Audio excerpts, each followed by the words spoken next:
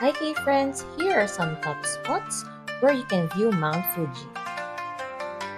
For just a small entrance fee, you can explore the traditional Japanese houses with a view of Mount Fuji. This is just a few walks away from the Japanese traditional village, and you can view Mount Fuji with Date Cycle.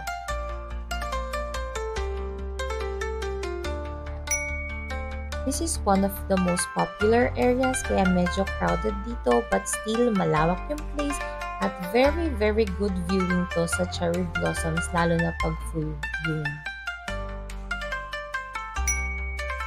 Medyo malayo to sa Kawaguchiko but very good din siyang puntahan lalo na kung papunta kayo sa may Kawakodani, madadaanan nyo to.